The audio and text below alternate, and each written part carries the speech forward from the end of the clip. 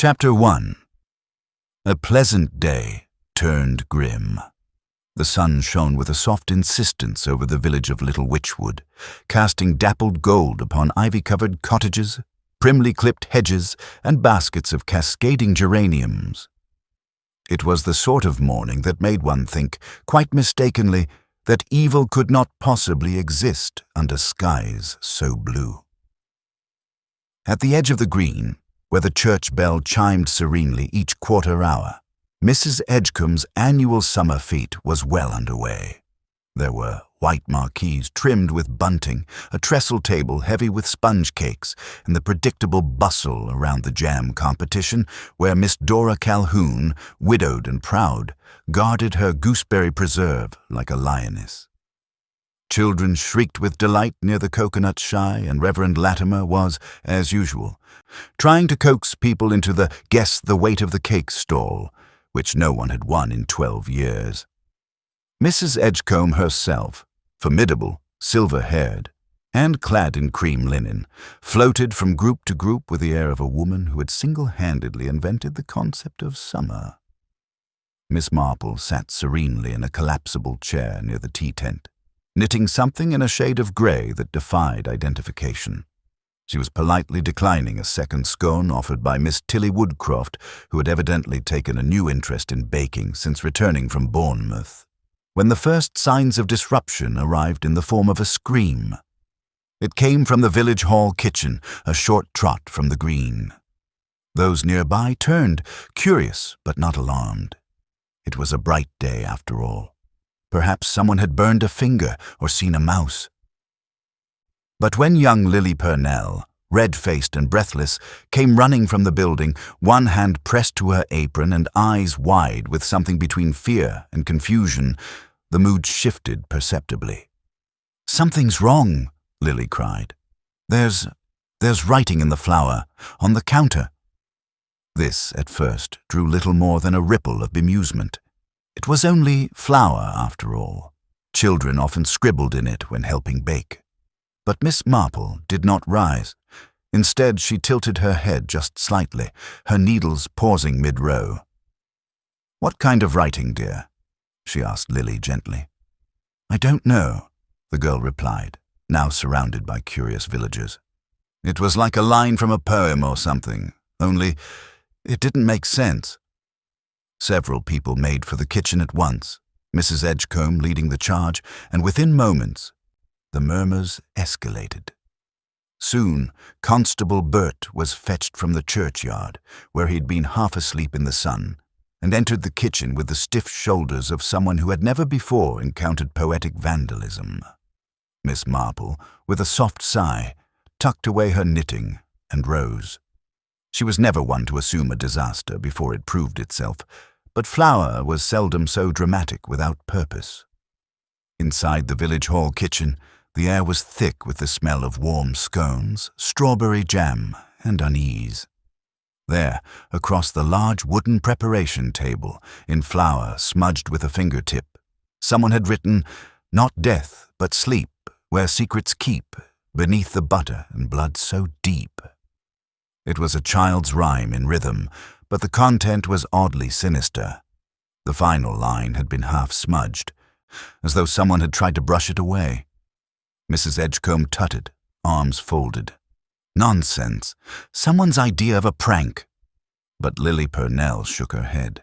"It wasn't there when I left the dough to rise, and I'd only gone 10 minutes. Constable Burt frowned as though the rhyme were personally insulting. "Who's been in and out, then?" Only a handful of villagers had reason to go through the kitchen during the fete, mostly committee members and volunteers. Names were murmured.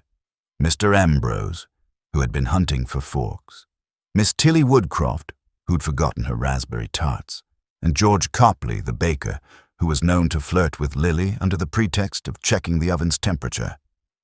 Miss Marple said nothing. She merely moved closer, eyes scanning the table, the floor, the windowsill where someone had left a single daisy in a jar. Her gaze paused on the flour tin, which had a faint trace of something darker at the rim. "Blood?" she asked mildly. "Don't be morbid, Miss Marple. huffed Mrs. Edgecombe. "It's probably jam." But it wasn't. George Copley appeared in the doorway just then, a white apron around his waist and a pale look on his face. "I think," he said, voice barely above a whisper, "I think someone needs to come out behind the bakery." Miss Marple's heart didn't race. It never did anymore. But she felt the drop in her stomach, the grim certainty that something had shifted. Outside, the sun still shone, the children still played, but something had moved under the surface of Little Witchwood. 10 minutes later, the crowd stood in silence as Constable Burt examined the scene behind George's bakery, a pile of broken crates, a faint trail of flour leading toward the hedge, and, beneath a flattened sheet of tarpaulin, the body of Miss Tilly Woodcroft. Her face was serene, but the back of her head was matted with blood. Nearby, a small sack of flour lay burst open, and across its powdery surface, the same smudged line appeared again, half written, half brushed away. Miss Marple said nothing at all. But as she looked upon the scene, she thought quietly, now, what would cause a person to scribble poetry in flour before committing murder? And more curiously, why was the verse already smudged? Chapter 2. The Village Reacts. Gossip and Theories. By tea-time, the village of Little Witchwood was no longer merely quaint. It was humming with speculation. The fete had, understandably, come to an abrupt end. Scones and lemonade were abandoned. Half-eaten trifles sat melting in the heat, and the name that jam winners were never announced. Instead, groups of 2 and 3 formed along garden gates and under elm trees, whispering in tones far too eager for propriety. Miss Tilly Woodcroft dead behind the bakery. And not just dead, but murdered. There was no question in anyone's mind, though Constable Burt had said little more than suspicious circumstances. The very phrase became a chant, passed like a prized trinket from one mouth to another. Miss Marple, having returned to her cottage with less fuss than most, sat by her sitting-room window with a pot of Earl Grey and a small notebook in which she occasionally jotted observations, though she would never call them that. Merely reminders, she would say. Little things one oughtn't to forget. Across the road, Mrs. Merriweather was already entertaining 2 neighbors with her version of events, which bore only a distant resemblance to the truth. "They say she was struck down with a rolling pin," she announced, dabbing her forehead with a lace handkerchief. "One of the heavy ones. Oak, I believe. George Copley kept one for pastry crusts." "I heard it was a bread knife," added Mr. Harwood, the greengrocer. "Thin blade, quick slice. Her eyes were open, weren't they?" "Don't be gruesome," sniffed Mrs. Merriweather, delighted. Meanwhile, down near the post office, young Lily Purnell had become a minor celebrity. People questioned her as if she were the last person to see a royal alive. "I was just kneading dough like always," she said for the 7th time that day. "Then I went to fetch more eggs from Mrs. Langtry's. Only 10 minutes I was gone.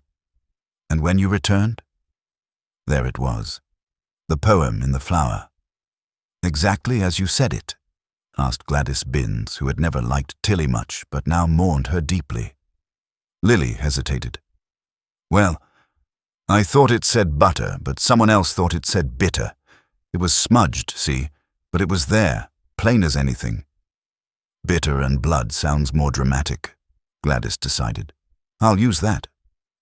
In the vicarage, Reverend Latimer tried in vain to quiet his housekeeper, Miss Entwistle, who had begun composing an entire sermon on the dangers of poetry and baked goods. "Symbolism," she muttered, slicing cucumbers with more than necessary force, "always leads to ruin." Even among those less inclined toward melodrama, the shock rippled. Miss Tilly Woodcroft had only recently returned to the village after some years away. Her parents had passed, leaving her the old red-brick cottage by the mill stream. She had joined the fete committee, volunteered at the library, and, more than one person noted, set her sights rather clearly on Mr. Ambrose, the widowed clockmaker. "She was always hanging about his shop," murmured Mrs. Calhoun darkly, "and she wore that perfume. French, I think. Too much of it." "She said she'd worked in Paris," added young Dorothy Peel, "as a fashion illustrator, though I never saw her draw anything." By evening, a narrative had begun to form, not built on evidence but on layers of assumption, envy and fondness, twisted posthumous. Tilly was ambitious. Tilly had secrets. Tilly had come back for a reason, and that reason, surely, had something to do with why she was now dead. One rumor, curiously persistent, concerned the flower. Why write in it? Why poetry? Some called it a warning. Others claimed Tilly herself had written it, though why she would compose verse with a head wound was never explained. Then there was George Copley. "It's always the one who finds the body," muttered Mr. Harwood over a pint at the King's Arms. "Mark my words, he was sweet on her, you know." "No, no," said Harold Finch, who knew a thing or two about unrequited affection. "She was too proud for George, always laughing a bit too loudly when he spoke to her. That kind of laugh's a knife." At the edge of all this stood Miss Marple. She ventured out for her evening walk as usual, stopping at her rose bush to pinch off a dead bloom and greeting the Collins twins as they dashed by on bicycles far too large for them. She heard the talk as she passed, from porches, from behind fluttering curtains, and made no comment, but her mind was busy. There were things she found curious already. For one, the smudged writing. If Tilly had discovered it before her death, why hadn't she wiped it off entirely or shown it to someone? And if it had been written after her murder, then by whom? A killer composing rhymes in flower was either mad or theatrical, perhaps both. More peculiar still was the fact that Tilly had gone behind the bakery at all. The crates and old tarpaulin were part of George's storage, not a place one wandered by accident, especially not in linen shoes. So what had drawn her there? And then there was George himself. Pale, shaken, but not weeping, Miss Marple had seen young men truly shattered by loss before, on stations, in drawing rooms, in times when grief had no words. And George's sorrow had felt performative. Or perhaps that was unkind. People mourned differently. Still. As she passed the bakery, the door now shuttered and the bell removed, Miss Marple paused. A faint smell lingered in the air, not blood, not quite, but something sharp, like burnt sugar and iron. The memory of that strange line returned to her. Not death, but sleep, where secrets keep. She considered the rhyme structure, the way it borrowed from children's verse yet leaned toward something darker. It felt familiar in rhythm, though not in content. Back in her sitting room, she retrieved a thin volume from her bookshelf. Whispers in the Pantry. A curious little chapbook from the 1890s filled with rhyming culinary metaphors. She had once found it charming. Now she flipped through the pages with quiet intent. Yes, there it was. Page 17, a line bearing a distinct resemblance. "Not death, but sleep," said the sugar heap, "where the bitter things reside." Not the same, but close enough to suggest that someone had borrowed, adapted. Miss Marple's fingers closed the book gently. Tomorrow she would visit Lily again, and perhaps George. And if the opportunity presented itself, she might have a quiet word with Mr. Ambrose as well. There was something beginning to stir behind the curtains of Little Witchwood, and as always, it was not quite what it appeared to be. Chapter 3. The First Clues and Suspicions. The following morning dawned cool and grey. The village wrapped in a fine mist that clung to hedgerows and curled beneath window sills. It was the kind of weather that quieted the countryside, but heightened whispers. The usual chatter of birds seemed subdued, as though even nature awaited developments in the matter of Miss Tilly Woodcroft. At the bakery, the door remained closed. A sign hung lopsidedly in the window, "Closed until further notice," written in George Copley's unmistakable hand. It wasn't neat, nor was it messy, just uncertain. Much like George himself, who was seen only once that morning, slipping down the lane with a scarf wrapped far too tightly for the mild air.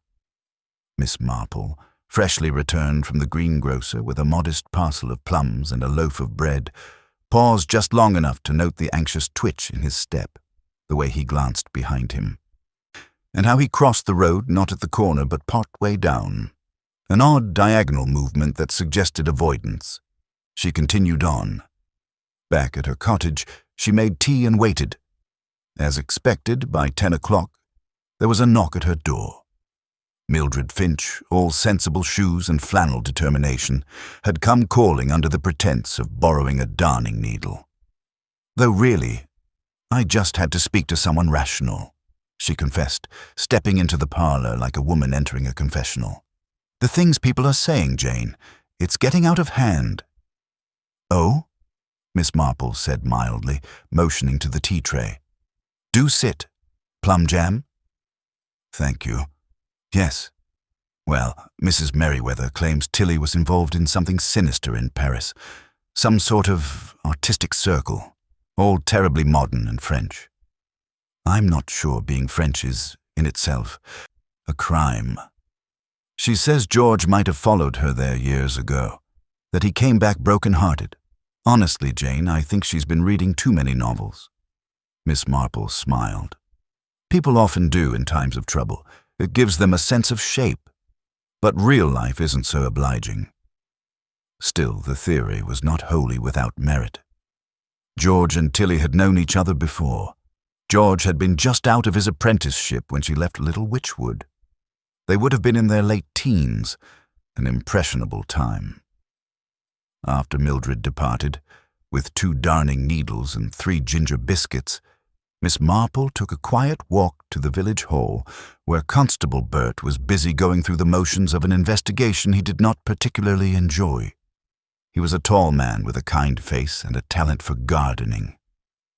Policing was something he'd taken up later in life, after his wife insisted he needed something to do with himself. Miss Marple suspected he preferred chrysanthemums to criminals. Still, he greeted her politely. Miss Marple, come to inspect the scene. Merely passing through, she said sweetly. Though I do wonder, have you made sense of the message in the flower? Bert scratched his head. Can't say I have. Sounds like nonsense to me. Too many riddles. We've sent word to the county inspector, though. They'll send someone down tomorrow, I'm told. Quite right, Miss Marple murmured. Her eyes swept the room. The kitchen had been cleaned. Too thoroughly, perhaps. The flour had been swept away, the counter wiped, and the table scrubbed to an unnatural shine. That's new, she remarked, nodding to a brown parcel sitting on the windowsill. Oh, that. Came this morning, addressed to Miss Woodcroft, from London. Bert sighed. I suppose I'll have to open it. May I? Miss Marple asked. He hesitated, then relented. All right, but careful now. Might be nothing. The parcel was small, neatly wrapped, with a London postmark from 2 days earlier. Inside was a thin envelope and a paperback book, The Poisoned Tureen, a collection of culinary crimes by Malcolm Prowse. Miss Marple raised her eyebrows. She opened the envelope carefully. Inside was a short note, unsigned, typed on thin onion skin paper. I read this and thought of you. Page 89. Page 89 featured a short story titled Sweet Death in the Pantry, in which a character poisons a rival and leaves a message in flour, shaped like a poem. The final lines read, a line of rhyme, a pinch of clue. Let flour reveal what words won't do. Miss Marple reread it twice. Curious, she murmured, tapping the page. Someone wanted her to see this. Bert looked baffled. Do you think it's related? I think, said Miss Marple, that someone very much wanted Miss Woodcroft to think it was. She left soon after, returning to the lanes of Little Witchwood, her thoughts quiet but sharp. Backtracking through the events, she began to assemble a picture. Not a complete one, but the corners were beginning to form. Tilly receives a book with a story about murder and poetic flower writing. 2 days later, she is killed, and a message is written in flower at the scene. Coincidence or mimicry? She thought of Lily Purnell's account again. I only left for 10 minutes. That was not much time to kill, stage a scene and vanish. Unless the killer had already been inside. And then the first contradiction came clearly into focus. If someone had tried to smear out the message in flour, as it appeared to be, why had they not simply wiped it clean? That smudge, it hadn't been hasty. It had been theatrical, like someone pretending to conceal a message, which raised another possibility entirely. What if the killer hadn't written the poem to leave a clue, but to imply the victim had seen it and ignored it? A warning unheeded, a victim blamed for their own fate. She remembered the peculiar glint in George's eye when they'd first found the body. Not grief, exactly. Not quite horror. Anticipation? And yet, Miss Marple had lived long enough to know better than to trust a single expression. Motive and opportunity were slippery things. George was certainly worth watching. But it would be foolish to decide too soon. And what of Mr. Ambrose, the widowed clockmaker? He had not appeared at the fête, and had not been seen in the village since the murder. That in itself meant nothing. He was known for his reclusive nature, but silence could be significant, especially from someone Tilly had so openly pursued. By evening the fog had lifted, but a different sort of haze now hung over Little Witchwood. The poetry in flower, the story in the book, the smudged lines, it was all too crafted, too neat. And in Miss Marple's experience, real murders, true ones, were messy, angry things. This one, she feared, had been written like a play, and that made the playwright all the more dangerous. Chapter 4. Miss Marple quietly observes. The following day brought with it a stiff breeze and a procession of black umbrellas that bloomed like crows outside St. Mildred's Church. Miss Tilly Woodcroft's funeral, hastily arranged due to the circumstances, drew nearly every soul in Little Witchwood.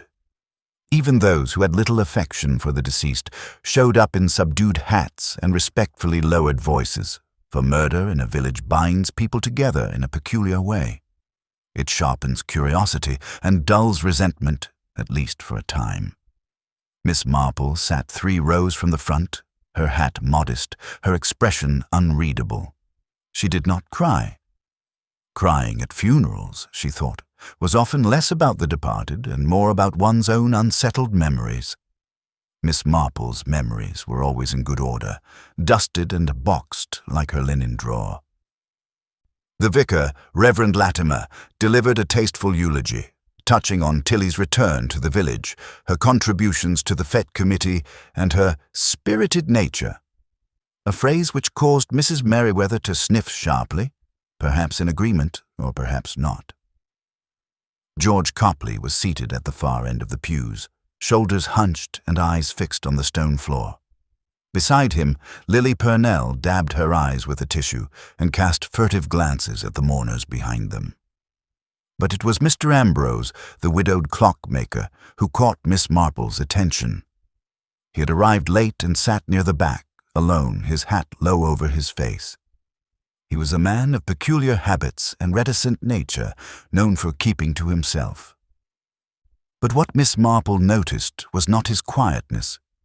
It was the way he kept one hand clenched inside the pocket of his coat for nearly the entire service. Later, outside among the headstones, where the air smelled of damp moss and old iron, the village resumed its quiet humming. Not of gossip this time, but of propriety, the way one murmurs condolences over the clink of shovels and the soft thump of earth. "Such a tragedy," whispered Mrs. Finch. "So young, so stylish." "And clever," added Gladys Binns. "She told me once she had 5 job offers in London and only came back because she missed the trees." Miss Marple observed them all as she accepted a cup of weak lemonade from a tray and made her way toward George Copley, who stood stiffly by the edge of the stone wall. "Mr. Copley," she said softly, "may I offer my condolences?"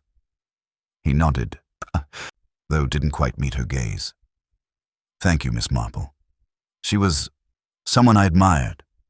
Once. You knew each other well in your youth." His mouth twitched. "Not as well as I wished. She left. Paris. Big dreams, you know. And I stayed. Someone has to keep the ovens warm." Miss Marple gave a small smile. "Yes, we all serve our part, don't we?" George's eyes flicked upward just for a moment. "You don't believe it was random, do you?" "What do you believe?" she asked. "I think," he said slowly, "that someone wanted her quiet. And whoever wrote that poem in flower, they wanted us to think they were clever." Miss Marple inclined her head. "You've been reading poetry, I understand." "I didn't send her that book," he said quickly, too quickly. "Everyone thinks it was me, but it wasn't." "Then who did?" George hesitated, then lowered his voice. "Ask Mr. Ambrose." Miss Marple left him then, letting the weight of his suggestion hang in the air like smoke. She did not rush over to Mr. Ambrose. Such things were better timed. Instead, she strolled through the older headstones, noting the names and dates as though looking for a memory buried beneath the lichen. Later that afternoon, when the village had resumed its pattern of teapots and whispered theories, Miss Marple visited the clockmaker's shop under the guise of having her mantel clock checked. Mr. Ambrose, thin and angular, greeted her with a slight bow and a voice like dust brushing over brass. "Miss Marple, a pleasure. Your clock is chiming oddly again." "Only a touch out of rhythm," she said, handing him the small brass device. "I thought of you during the service today." His hands paused. "Did you?" "You arrived late," she said lightly. "A great many people noticed." "I dislike such ceremonies," he murmured, opening the clock with delicate fingers. "They make too much of silence. Miss Woodcroft admired you, I think." "She admired many things," he replied without looking up. "And you?" He hesitated, adjusted a gear and said, "I found her energetic, unsettling at times. She told people you'd offered to take her to the theatre in London." A small, sharp click. "I did not." "Curious," Miss Marple said gently. "How people invent things, isn't it?" There was a long silence in the shop, broken only by the ticking of clocks, hundreds of them on every wall, shelf and mantel, each marking time slightly differently, like the breathing of a crowd. "I think," Mr. Ambrose said at last, "that Miss Woodcroft enjoyed suggestion more than fact. But she had secrets, Miss Marple. She hinted at them. She dropped names. I think she liked the power of implication." Miss Marple nodded. "And that can be a dangerous kind of power." She left him soon after, clock in hand, mind even fuller. Back at her cottage, she wrote 3 names on her notepad. George, Ambrose, Lily. Each had opportunity, each had motive in some measure. But most importantly, each had knowledge of the poem or the suggestion of it, before the death. And then she remembered something else. The envelope that had come with the book, typed, unsigned. But not just any envelope. She fetched it again, held it to the light. The paper was of a finer quality than most village folk would use, smooth with a faint watermark. She could just make out the imprint, T.H. and Sons, London, a stationer's brand not commonly found in Wychwood. Who in the village would use such paper? Only one name came to mind. Mrs. Edgecombe, the very same woman who hosted the fete, who dismissed the flower poem as childish nonsense, and who kept a tidy desk with imported writing supplies for her Women's Institute correspondence. Miss Marple looked out the window. The wind was rising again, scattering petals along the cobbled path. The village was small. Secrets, however, were not. Chapter 5. First Suspects. The Police. Think it's simple. By the time Inspector Athelstan Cray arrived from the county station, grey-eyed, square-shouldered, and thoroughly metropolitan in manner, the village had already tried, judged, and hung George Copley a dozen times over in whispers and garden-path conversations. It didn't help that George himself had become scarce, shuttering the bakery and spending most of his time pacing the woods beyond the mill stream. Inspector Cray, however, preferred quick cases and cleaner solutions. And to his mind, George ticked every necessary box. He knew the victim personally, Cray said briskly to Constable Burt, who stood loyally by with a notebook far too clean. He discovered the body, he had access to the kitchen, and here he pointed with the head of his pencil. He had flour. No one else around here's up to their elbows in it day after day. But Miss Marple thinks, Bert began. Cray lifted a hand. Miss Marple is a very clever woman. I've read of her. But cleverness can cloud things. We deal with facts, Bert. Yes, sir. So it was that George Copley, already pale from sleeplessness and village speculation, found himself invited to the vicarage, commandeered for interviews as was customary in such cases, and placed in front of a tepid cup of tea. Mr. Copley, Cray began, let's not dance about. You found Miss Woodcroft's body. I did. You had a, shall we say, romantic interest in her. George's mouth tightened. Once, not recently. She rejected you. He hesitated. Yes. And yet you two had a private argument behind the bakery during the fete? No, George said quickly. I didn't see her at all that afternoon. I was inside working. Alone? Yes. Cray made a note and folded his hands. The poem in flower, any idea what it meant? I thought you were dealing with facts, George said with a flicker of defiance. Cray frowned. What was your last contact with Miss Woodcroft before her death? She brought me a fruit tart 2 days earlier. Said she'd made too many. And did she mention anyone troubling her? George shook his head. She wasn't the sort to be troubled. She caused it more than caught it. That line made it into Cray's notebook with an underline. When George was dismissed, Cray turned to Bert. We'll hold him under suspicion. I want his alibi tested. See if anyone saw him that day between 3 and 4:30. Yes, sir. Anyone else worth questioning? Bert hesitated. Miss Marple's been asking about Mr. Ambrose. Cray sighed. Has she now? That afternoon, the inspector paid a formal visit to the clockmaker's shop, notebook in hand. Mr. Ambrose greeted him with a cold civility that suited the ticking quiet of the room. I understand you knew Miss Woodcroft, Cray began, walking slowly along a wall lined with gleaming brass and mahogany. Everyone did, Inspector. It's a village. You were close? No. She seemed to think otherwise. Ambrose turned a gear in his hands. Then she misinterpreted. I'm not a man who encourages entanglements. Where were you during the fete? In my shop. Working, as I often am. Alone? Yes. Cray snapped the notebook shut. Seems Little Witchwood is a village of lonely men with perfect solitude. Or no one worth inviting, Ambrose murmured, eyes on the open casing of a mantel clock. Cray's next stop was Lily Purnell, who received him nervously in the small cottage she shared with her widowed aunt.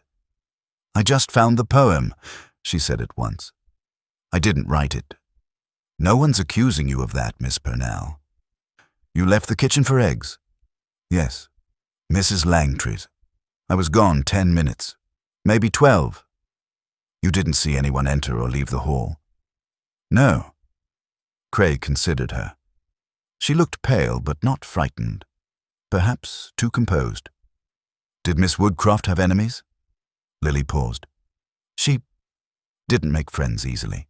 People liked her at first, but after a while. Yes? She said things.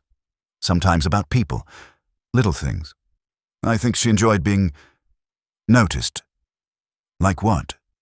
She told Mrs. Edgecombe that she'd once seen her husband coming out of the Langham Hotel in London with a redhead. That was years ago. But Mrs. Edgecombe hadn't spoken to her since. Cray's pencil stilled. Did she say anything about George Copley? She used to tease him, made him think she liked him, then laughed about it with others. I think she found him dull. And Mr. Ambrose?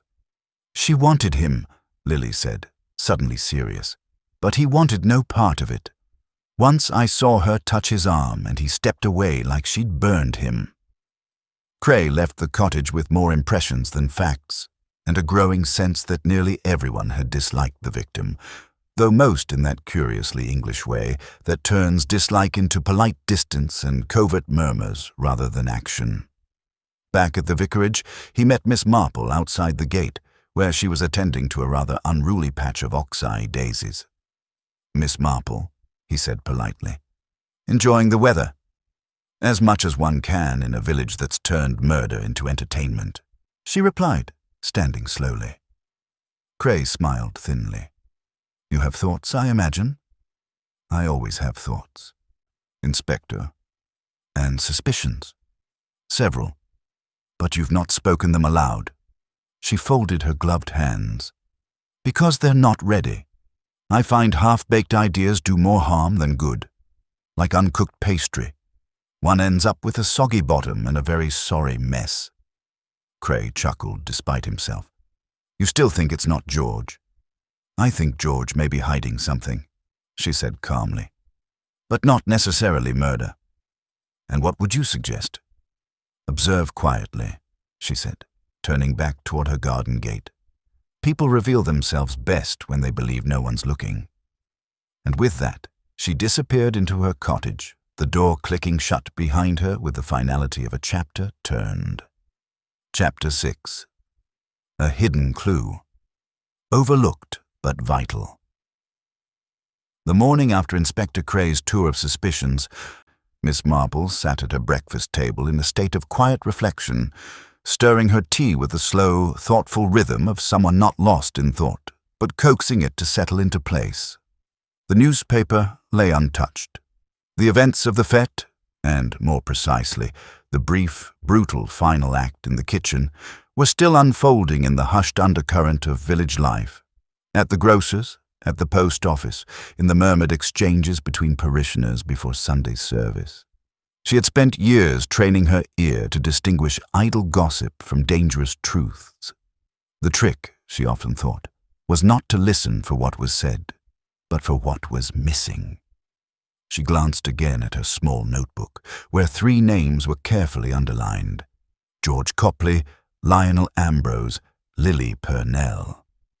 Not because she thought one of them guilty just yet, but because each had interacted with the late Miss Woodcroft in ways that carried a particular emotional weight. Rejection, obsession, resentment. And often, it was the emotional context, not the physical clue, that pointed to the truth. She closed the notebook and rose, slipping a shawl around her shoulders and venturing out toward the village hall.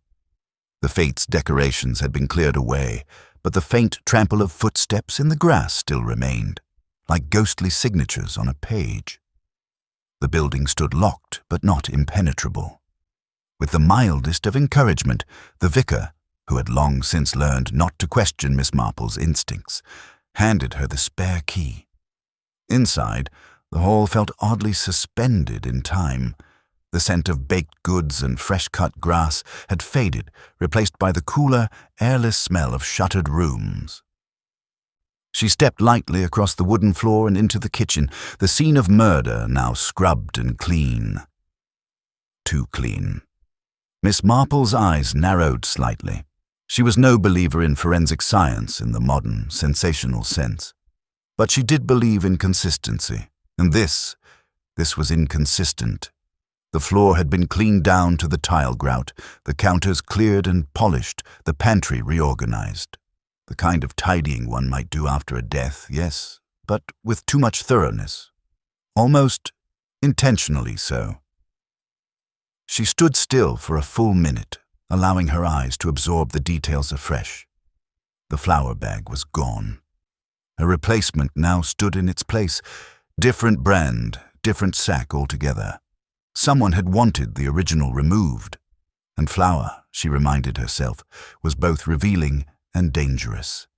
It settled into creases, into carpet, into clothes. She bent slightly, brushing the back of her glove against the baseboards behind the stove. A fine film clung there. Not white, but grey. Ash? No. More likely soot, perhaps from the oven. But why hadn't it been cleaned? She turned her attention next to the rubbish bin. It had been emptied as expected, but the wicker basket near the sink had not. Inside were tea towels, 2 to be precise. One bore the red and white checks of the hall's usual set. The other was floral, cheap cotton, and slightly scorched on one corner. Miss Marple pinched it between thumb and finger. There was a faint scent, cinnamon and something sharper. She held it closer. Almond? She froze. Bitter almond. Not from baking, not from a tart or frangipane. No, this scent was more precise. Chemical, artificial, and frightening. Could it be cyanide? She folded the towel into her bag and stepped out of the kitchen with a purposeful step. Her next visit would be to Dr. Calthorpe. Dr. Calthorpe was a man of science in the old tradition, kindly, methodical, and more comfortable with a microscope than with conversation. Still, he welcomed Miss Marple into his consulting room without protest. "I won't trouble you long," she said, placing the towel gently on the desk, "but I'd be very grateful if you could identify a scent for me." He blinked at the cloth. "A scent? Yes, this one." He leaned in, inhaled slightly, and his expression changed. "Miss Marple, where did you find this?" "In the village hall's kitchen. It struck me as rather odd." "It should strike you as alarming," he said grimly. "That's cyanide." "Undoubtedly. I'd recognize that odor anywhere." She nodded. "I thought as much. It's highly toxic, not something you'd find just anywhere, and not something that would naturally occur during the baking of a plum tart." His eyes sharpened. "You think Miss Woodcroft was poisoned?" "I think the possibility should not be ruled out. The poem in flower is suggestive, certainly, but it may have been intended to distract. A theatrical touch. But poison is quiet, effective, and in some ways, far more cruel." Dr. Calthorpe sat back. "You must take this to Inspector Cray." "I shall, but I rather think he'd prefer it from you." Miss Marple didn't return home immediately. Instead, she paid a short visit to the bakery, now reopened in George Copley's reluctant hands. "Miss Marple," he said with visible surprise, brushing flour from his apron, "I'm afraid I've nothing fresh. I've been a bit short of heart for baking." "I understand, George. But I was wondering, did Miss Woodcroft ever help out in your kitchen? Before the fete?" He frowned. "No. She offered once, but I declined. She was, well, chatty." "Did you ever leave flour at the hall?" "Only once, years ago for the harvest supper, but I always bring it back." Miss Marple nodded thoughtfully. "Have you changed suppliers recently?" He glanced toward the back. "Yes, actually. About a month ago. Old one went out of business." "And the new flour, does it smell the same?" He gave her a curious look. "I suppose so. Why?" "Oh, no reason. One develops an odd fondness for baking aromas in old age, I find." George gave a wan smile, and Miss Marple took her leave. Outside, the late afternoon light was growing long, casting the hedgerows in honeyed gold. The towel with the bitter almond scent had not come from George. Of that she was nearly certain. He was too careful, too methodical, and there was no motive in poisoning someone who had already rejected him long ago. No, this had the scent of performance, of precision, which brought her back, unavoidably, to Lionel Ambrose, a man who understood the mechanics of subtle things, who dealt in minute details, who was precise, private, and profoundly intolerant of disruption. Miss Marple did not yet know, but she had begun, unmistakably, to suspect, and soon, she thought, the killer would make the smallest mistake. Just enough to open the door. Chapter 7. The hourglass cracks. A lie in the timetable. The clocks in St. Mildred's village did not always agree. The post office was perpetually 3 minutes fast, the church bell lagged by 2. And the train station, oddly, was often correct, thanks only to the diligence of Mr. Pennethorne, the station master, who had once worked for the Great Western Railway and still considered punctuality a moral obligation. It was this minor fact about village timekeeping that occupied Miss Marple's thoughts the following morning as she sat with her embroidery. Her fingers moved in slow, practiced rhythm, pulling scarlet thread through the linen hoop as her mind ran through the unfolding logic of the case. The murder of Beatrice Woodcroft had, so far, offered a curious puzzle. Bold in setting, theatrical in execution, yet muddled in motive. The list of potential suspects remained slim, but Miss Marple no longer sought simply to identify who might have wanted Beatrice dead. She now sought to disprove what everyone thought they knew. The timing of the death had, from the beginning, been accepted as occurring between 4 and 4:30 in the afternoon, the half-hour between the end of the poetry readings and the beginning of the cake judging. It was the one window during which it was claimed the kitchen had been unattended, but Miss Marple no longer believed that was true. She rose, set aside her embroidery, and made her way toward the green. The village was alive with cautious murmurs. No formal statement had been made, but it had reached most ears that Miss Woodcroft's death was being looked at again, with Miss Marple's quiet involvement acting as a sort of unofficial seal of seriousness. She found Mr. Pennethorne precisely where she expected him, at the station, polishing the brass frame of the platform's departure board. "Good morning, Mr. Pennethorne," she said cheerfully.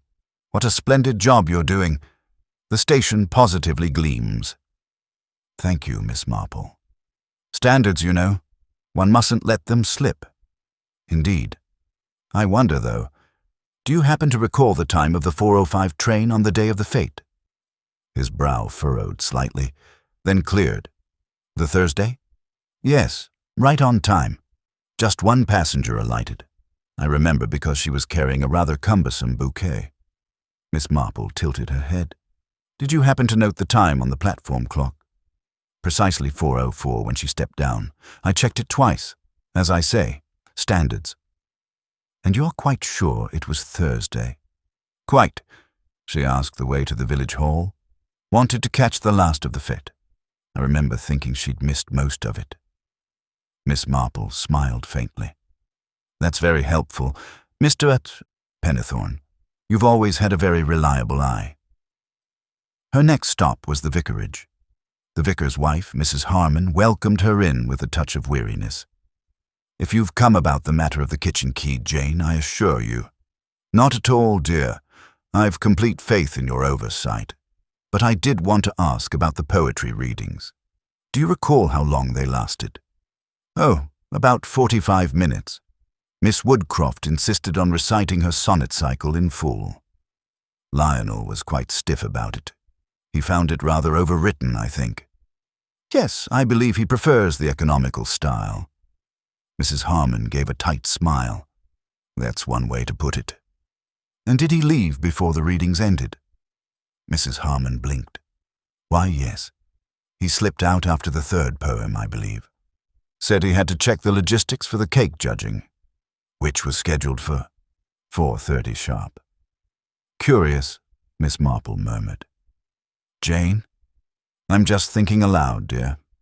"Thank you." As she stepped out into the sunlight, Miss Marple could feel the outline of the lie forming, thin as a hairline crack in glass, but there. Lionel Ambrose, precise and punctilious, had left the poetry readings early. But why? To check logistics for a judging that wouldn't begin for another 25 minutes? Hardly likely. nor was there anything to check. The cakes had already been arranged on the long table before the readings began. Miss Harmon herself had supervised it, which left a dangerous possibility that Mr. Ambrose had not gone to prepare for the judging at all, but to do something else entirely. Back at home, Miss Marple opened her notebook again. She had now collected a small but significant pattern of inconsistencies. Beatrice was found dead shortly after 4:30, but no one could confirm the last time she had definitely been seen alive. Lionel Ambrose left the poetry reading unaccounted for. A scorched towel smelled of cyanide, and the mysterious poem in flower had been written by someone in a hurry. She recalled the lettering, unfinished, the final line incomplete, as if the writer had been interrupted or had run out of time. But there was something else, something Lily Purnell had said during their brief conversation outside the co-op. She had referred to a second poem, not the one in flower, but another. With sudden resolve, Miss Marple made her way toward Lilac Cottage. Lily Purnell answered the door with a tight expression. "If this is about Lionel again—" No, Miss Marple said gently. "Not at all. I simply wanted to ask about something you mentioned in passing.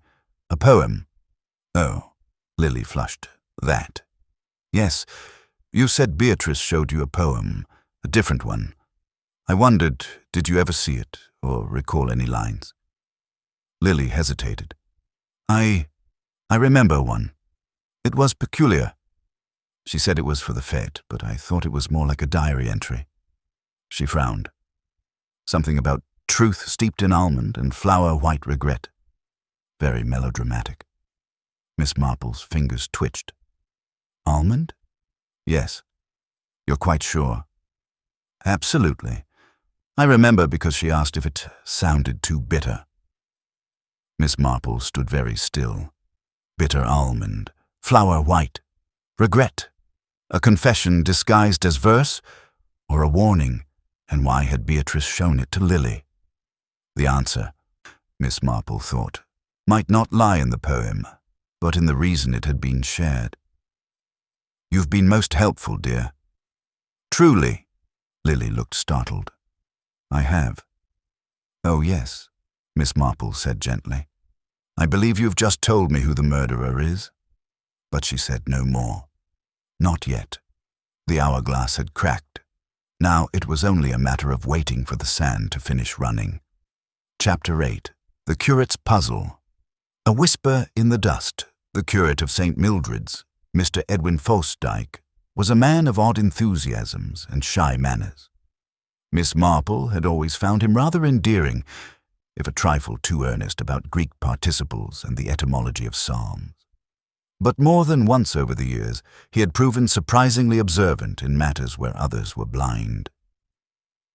She found him that afternoon in the church vestry, hunched over a collection of hymnals that he was painstakingly rebinding.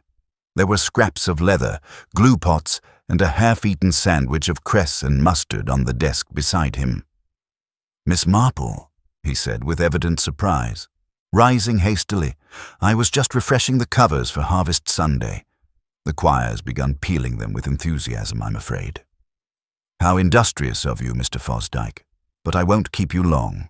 I wondered, do you remember anything unusual about the fete last Thursday? Specifically anything to do with the judging tent or the kitchen area between 4 and 5? The curate blinked, thoughtful. "Well, I do remember seeing Lionel Ambrose come out of the vestry garden gate just after 4. He was brushing something off his sleeve." Miss Marple's eyes narrowed, almost imperceptibly. "Brushing something?" "Yes. Flour, I think. White powdery stuff. I assumed he'd gone through the kitchen entrance to get to the tent, although, thinking back, the timing was odd." "Where exactly were you standing?" "Just behind the bell tower. I was helping Miss Dennison carry a tray of scones, you see. We took the long route to avoid trampling the rose beds." Miss Marple gave him a bright smile. "And did Mr. Ambrose see you?" "I don't believe so. He looked quite preoccupied." flour on his sleeve, coming from a part of the churchyard not commonly used, and at just past 4 o'clock. So he had been near the kitchen, and if Beatrice's body had already been discovered at 4:30, then what exactly had Lionel been doing during that missing half hour? She returned home to a silent house, save for the quiet ticking of the long case clock in the parlour. Sitting at her writing desk, Miss Marple took up her notebook and began a new list. Observed facts. Lionel Ambrose left the poetry reading just after 3:45 p.m. Seen emerging from Vestry Garden around 4:05 p.m. with flour on his sleeve. Beatrice's body was found at 4:30 by a child sent to fetch tea towels. The kitchen had supposedly been locked, but the vicarage key had been borrowed earlier by Mrs. Harmon's niece, who had not returned it promptly. Possibilities. Beatrice was poisoned by cake, but no cake consumed during judging showed signs of tampering. The poem in flour was not meant as art. It was a message. A second poem, seen only by Lily Purnell, hinted at guilt cloaked in bitterness. So much of the affair, Miss Marple reflected, seemed to revolve around words, poems, fragments, titles, phrases. It wasn't unlike a curate's sermon, cobbled from holy verses, but often telling more about the preacher than the scripture. The key, she suspected, lay in what Beatrice had written, and why. She closed her notebook and crossed to the table, where she'd preserved the flour-dusted scrap of brown paper the constable had salvaged from the kitchen floor. The words, faint and half-scrawled, were still legible. The almond scent lingers. A break, then in a smaller, rushed scrawl. Sweetness is a lie. Beatrice had begun to write something damning, but she had been stopped or interrupted. Miss Marple leaned closer. The first line was neat, intentional, the second more erratic. There were drag marks in the flour, suggesting a fall, a struggle, or simply haste. She stared at the page until the words blurred. Then something clicked. She remembered the scorched towel, the faint scent of cyanide, the peculiar fact that no poisoned cake had been identified, despite the assumption that one had been tampered with. What if no cake had been poisoned? What if the poison had been administered not through cake, but through something else? She stood abruptly, her eyes sharp. There was one person she hadn't spoken to directly. Someone who might have seen more than anyone realized. The child who had found the body. Little Georgina Hobbins, aged 11 and known for her keen ears and sharper tongue, lived with her grandmother on the north end of the village. When Miss Marple arrived, Georgina was sitting on the front stoop, tearing pages from an old seed catalogue. "Miss Marple," she piped up, "are you coming to talk about the dead lady?" Miss Marple gave a thin smile.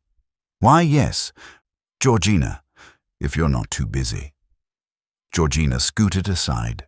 "You can sit here. Gran's making jam. She won't mind." Miss Marple settled herself gracefully. "Now, I heard you were the one who found poor Miss Woodcroft." "Yep. They told me to get towels for the Victoria sponge table. I went through the kitchen door." "And what did you see?" "She was on the floor, sort of slumped, like when our cat eats too much grass." Miss Marple nodded gravely. "Was there anything strange?" Georgina considered. "It smelled funny, like burnt apples and nail polish." Miss Marple's heart ticked faster. "And what was on the stove?" "Oh, that's the weird bit. There was a saucepan bubbling away with just a teeny bit of water in it, and something in it, like white powder, but it went black on the sides." Miss Marple's hands tightened in her lap. "Did you tell anyone that, Georgina?" "I told Gran. She said to hush." "Very wise of her," Miss Marple murmured. She now knew what Beatrice had been doing. She had discovered the truth, or at least suspected it, and she had set out to prove it. A saucepan, scorched, smelling of cyanide. She'd been boiling something, testing it. recreating what had been used on her, perhaps, or perhaps preparing a demonstration. Either way, she had not finished writing her warning, because someone had stopped her. Chapter 9. A Cake Not Meant to Rise. The Fatal Test. The following morning dawned pale and soft, with a veil of mist over St. Mary Mead. From her bedroom window, Miss Marple could see dew gathering on the vicarage yews, each droplet catching the dawn light like tiny glass beads. She stood for a long moment with her hands folded behind her back, reflecting on the scraps of evidence she had pieced together. A saucepan, white powder boiled until scorched, the acrid scent of almond lingering long after the kitchen had been cleared. And Beatrice, clever, suspicious, and perhaps too perceptive for her own safety, lying crumpled beside her unfinished warning. The day before, Miss Marple had felt a strong sense of something coming together, though it had remained just out of reach. Now, something had clicked. It was not the poisoned cake that mattered. It was the assumption that cake had ever been the murder weapon. The sweetness, as Beatrice had written, was a lie. She descended the stairs briskly and went to the kitchen. Over tea she reviewed the events again, more carefully now. The judging of cakes had occurred between 3 and 4. The tasting was done by the panel, Ambrose, Miss Temple, and Beatrice, shortly after. Beatrice had tasted the lemon sponge, found it peculiar, and then asked for the judging to pause. She had spoken to no one afterward. She had gone into the kitchen, then she had died, and Lionel Ambrose had been seen brushing flour from his sleeves not long after. Flour, Miss Marple murmured aloud. But perhaps not just flour. She dressed without delay and made her way to the small village chemist shop on the high street. Mr. Butterworth, the pharmacist, was a cautious man with pale lashes and an unfortunate tendency to cough whenever asked about anything vaguely improper. Miss Marple greeted him warmly. "Mr. Butterworth, I'm in something of a pickle. I was reading an article in one of Raymond's scientific journals. He's my nephew, you know, terribly clever, and it mentioned household substances that, when boiled, release dangerous gases. Quite alarming." Mr. Butterworth blinked. "Indeed?" "Yes. Cyanide, I believe it was. Apparently it can be produced from some seed extracts or groundnuts when heated. Do you happen to know which ones?" The chemist, now entirely pink about the ears, cleared his throat 3 times before replying. "Well, Miss Marple, yes. Apricot pits, cherry stones, bitter almonds. The kernels contain amygdalin, which can release cyanide when digested or heated in certain ways." "I thought so," she said gently. "And in powdered form?" He looked confused. "You mean ground bitter almond?" "Yes. It would be dangerous, certainly. Especially if heated with water or exposed to acid. But the taste, well, it would be masked in something sweet. Cake, perhaps. Or something even sweeter," Miss Marple mused. "Like jam." She thanked him and left, her steps quicker now. Bit by bit, the outlines of the method were growing clear. She no longer believed Beatrice had been fed the poison by accident or chance. She believed Beatrice had been exposed to the poison as she was investigating, perhaps attempting to boil a small sample of something suspicious. A jam, a filling, something tasted and set aside. And someone clever, had predicted she might do exactly that. Which led to the question, who had access to that particular knowledge? Miss Marple returned home to find Inspector Craddock waiting on her doorstep, arms crossed, eyebrows raised. "I suppose," he said mildly, "you've been to see Butterworth about cyanide." Miss Marple offered a modest smile. "Word travels quickly. Mrs. Tilling saw you go in, and by the time I passed her gate not 10 minutes later, she was already forming a theory about you poisoning your rose cuttings." Miss Marple chuckled. "Oh dear," Craddock sobered. "But you are thinking cyanide, aren't you?" "Yes," she replied. and I believe Beatrice discovered its presence, possibly in a sample from one of the cakes or preserves, and attempted to test it by boiling a small quantity. The fumes killed her. An accident? No. I believe she suspected something, and someone anticipated that she might. He was silent for a moment. You're saying the killer planted something they knew she would try to boil? Precisely. Or at the very least, knew that she might heat or test the sample. It was not an impulsive murder.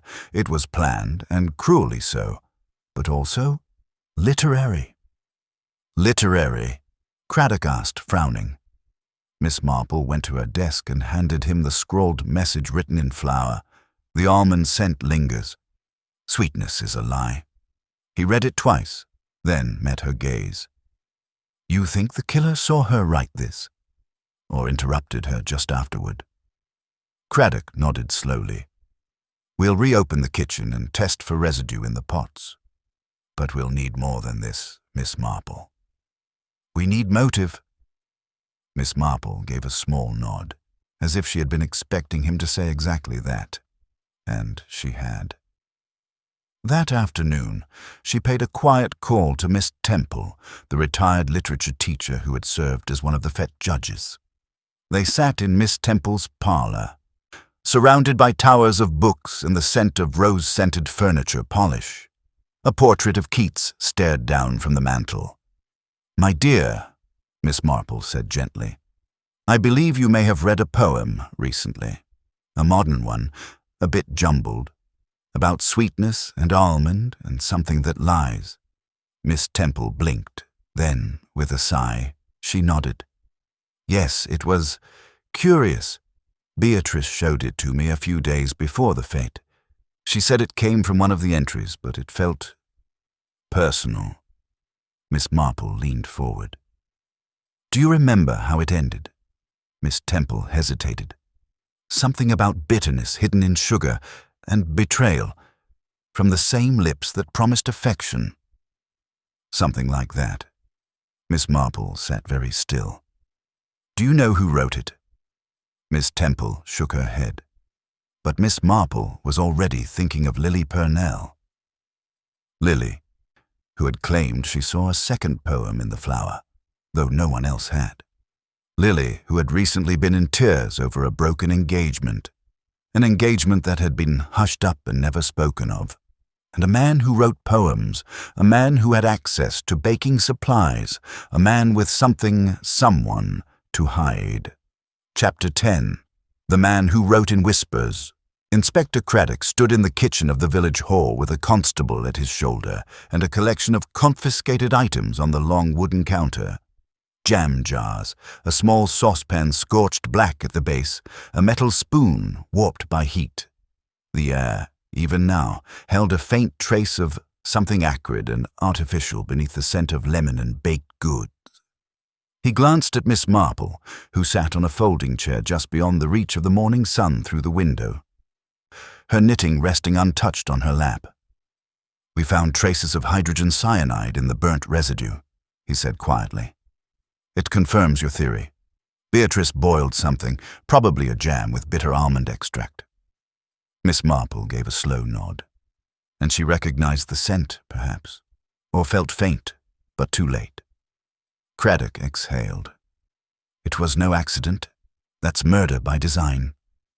And design, Miss Marple murmured, always leaves behind its blueprint, if one knows how to read it. She stood and turned toward the door as it creaked open and Lionel Ambrose entered, his habitual confidence a little frayed at the edges. You wish to see me, Inspector? Craddock said nothing at first. Miss Marple gestured to the small wooden table where tea had been laid. Perhaps you'd sit with us a moment, Mr. Ambrose.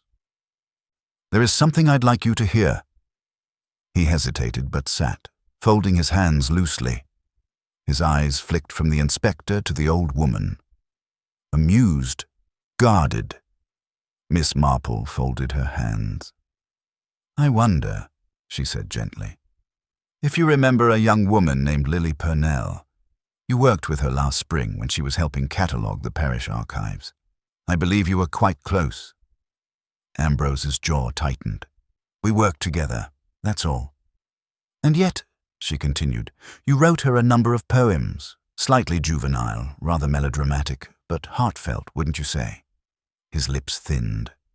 "I wouldn't know. People scribble all sorts of things." "But you are a scribbler, aren't you?" she said with mild finality. "Beatrice found your writing among the fate entries. She recognized it, a poem you had written once for Lily, now repurposed anonymously in the competition. It startled her. She questioned your judgment. Perhaps she even confronted you." "She—" Miss Marple raised one finger. "Let me continue, please. I think she suspected something. Not just an inappropriate relationship, but your willingness to reuse something so personal, so intimate, for public display. It frightened her. She saw something manipulative in it.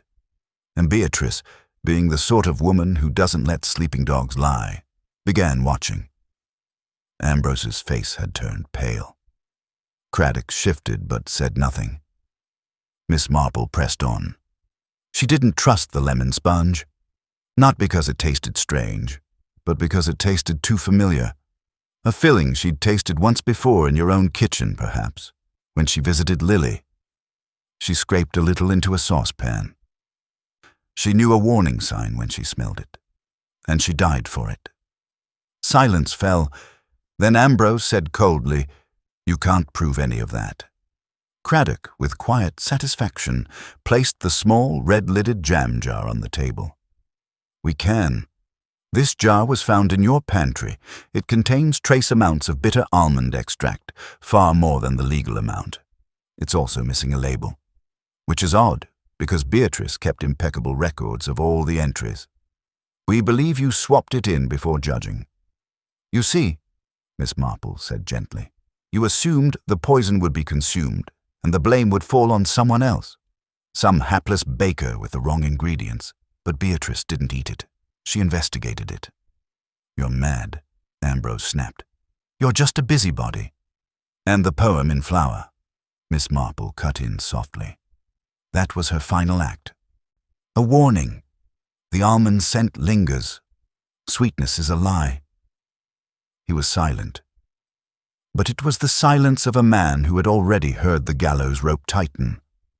"I suppose," Ambrose said finally, almost lightly, "if one were to be remembered, better a poem than a sermon." Craddock rose. "You'll be remembered, Mr. Ambrose, but not for your poetry." He placed a firm hand on the man's shoulder. Miss Marple, already turning away, paused only to look once more at the light through the kitchen window. It danced on the jam jar like stained glass,